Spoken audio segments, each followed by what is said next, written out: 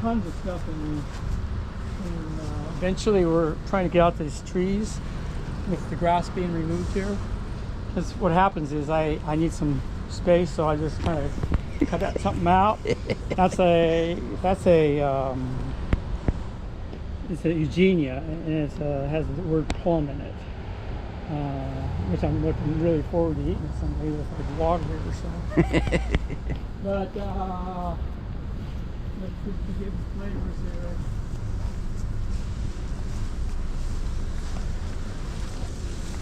This one is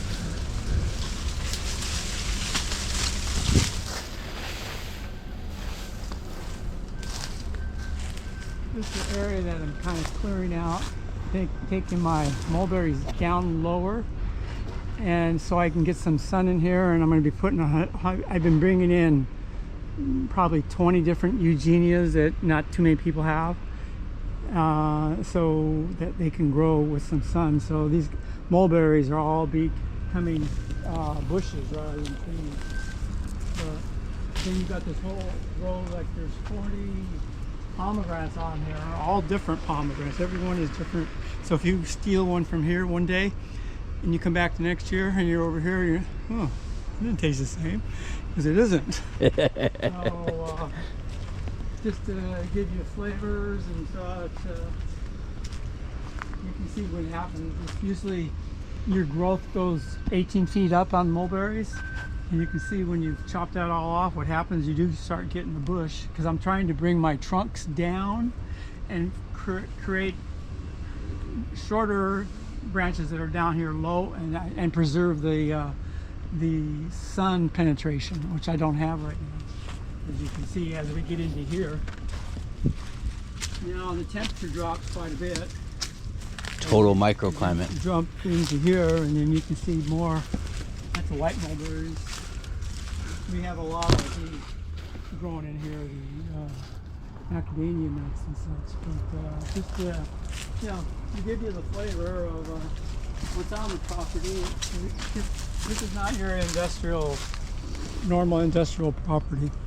We're just kind of wild. And in fact, our long branches we decided to make wattle fences out of, because I can't chip those big guys. Yeah. Because I chip everything here, and if it grows here, it stays here. So just wanted to throw that at you before you start doing your thing here. This is like a billion Suriname cherries.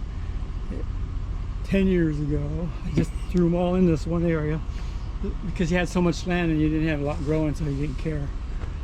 It's like cherry of the Rio Grande. See that big tall thing? Yeah. It's 15 years old. Never gave me a cherry. Really? It's gotten so big, and it won't give me one. It just won't do it. So I'm gonna graft it from something else, and I know I'll get things out. Here, did you ever smell that? Smell that? Like black licorice? Root beer. Root beer. That's what it's called. Oh. Punch it up. It's Santos. Oh my gosh. Isn't that great? Yeah. You know what they use that for? Tamales. Really? Have them in tamales rather than corn. Really? Yeah. Tamales. Okay. Anyway.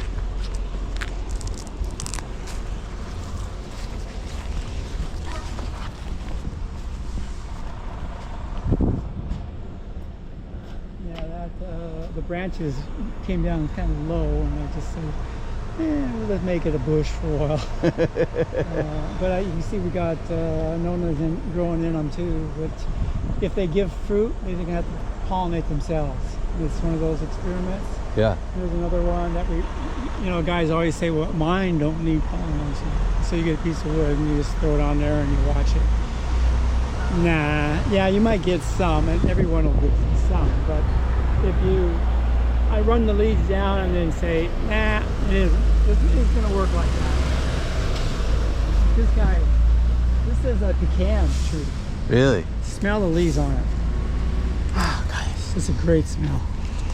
There's a lot of stuff out there that smells great. But this is a pecan, and it's Western Schlecky rootstock. but it must have about 15 different pecans on it. Because pecans, you gotta have a flower and a pollen things that sync.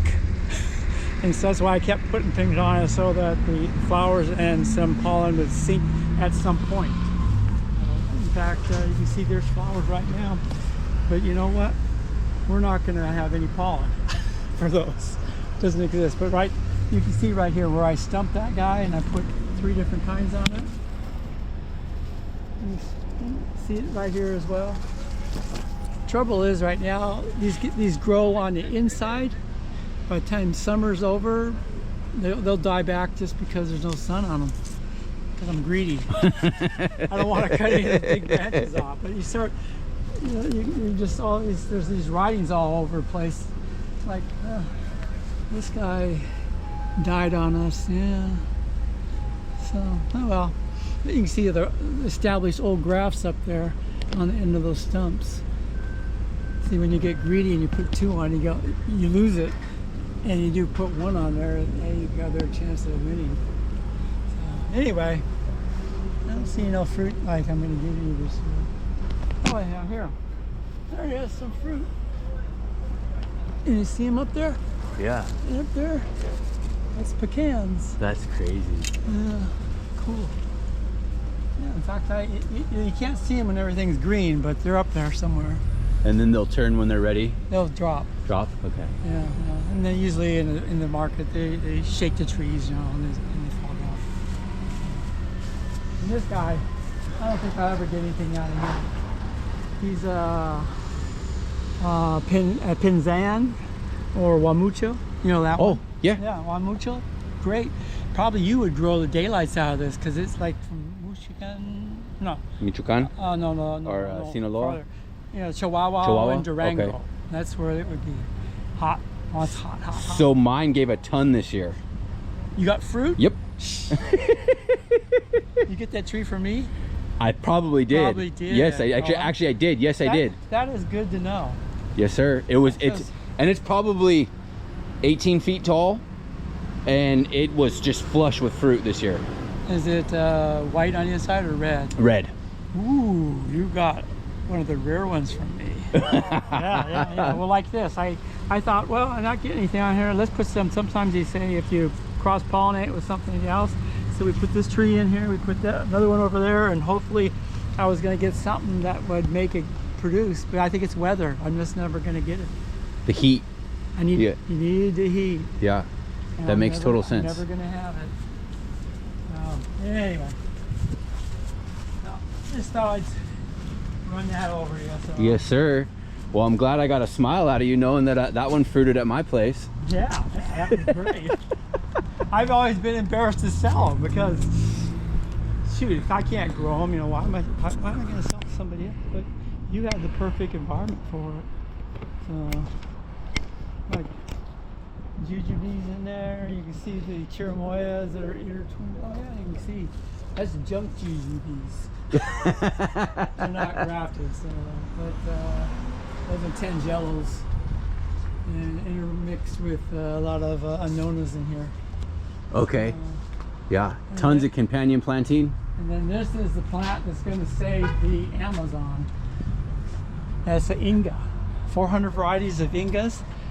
It produces firewood. It returns nitrogen to the soil, and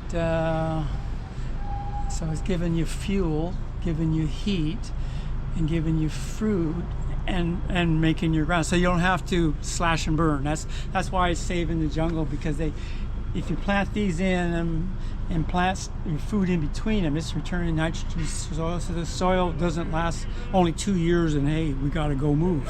And that's what they do. That's crazy. And that's why the jungle is getting smaller. So 400 different varieties of ice cream bean. Yeah, Inga. Inga, yeah. I have one at my house that I got from you years ago.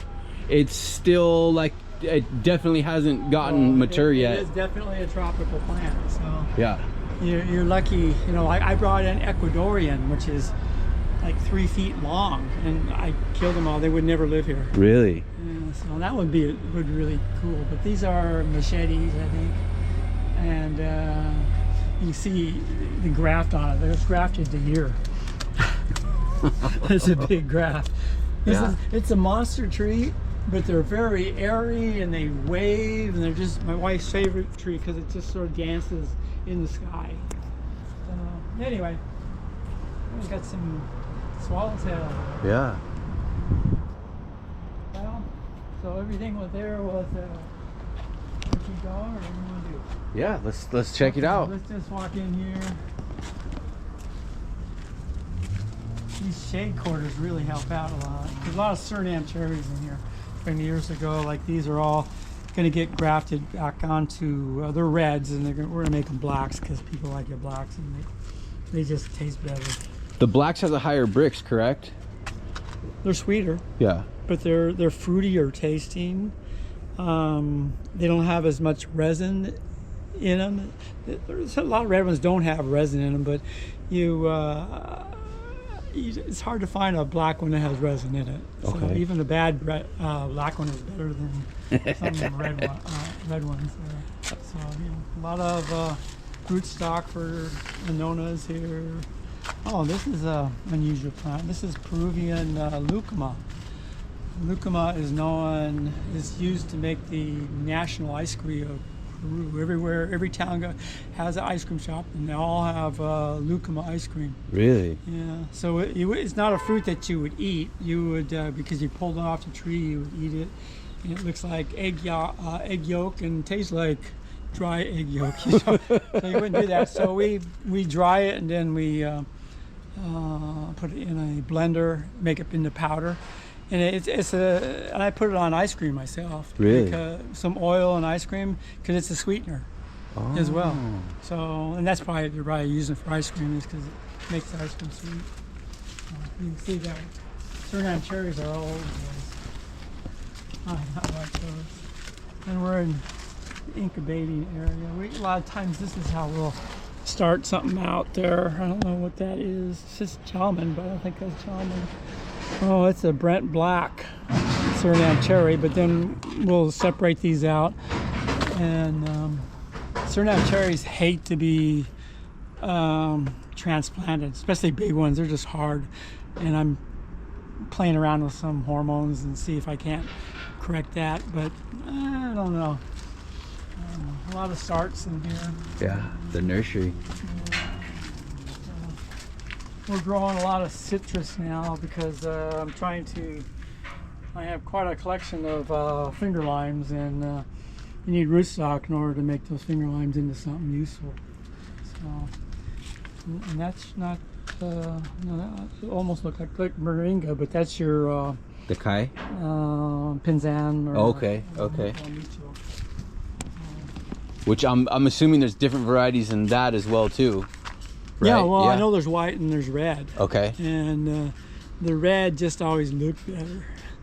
And you have like one seed in your fruit? Yeah. It's like watermelon seed. Yeah, they're big. Old style watermelon seed. But what size is your fruit?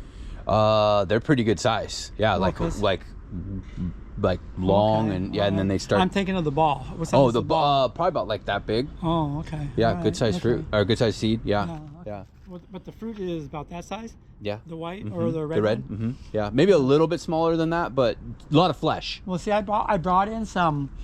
Guy came and said, I have the super of this, right? And he said, can I have some seed? And he gave me some seed. And where it ended, maybe ended up in your yard. I don't know, because I don't know where it is anymore.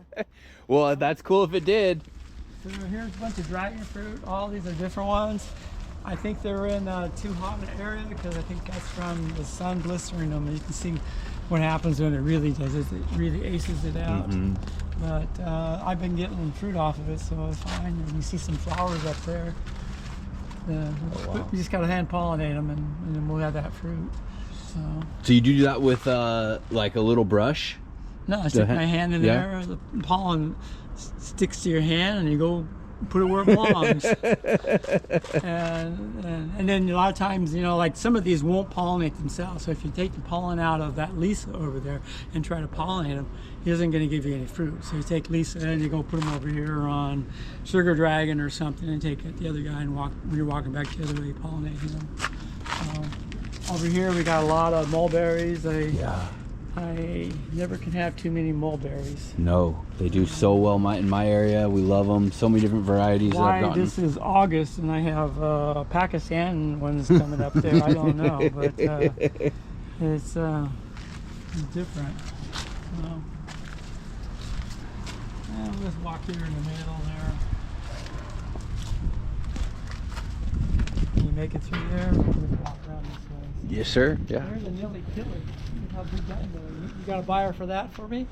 I bet I could find one. Gives you like purple fruit that has a white center.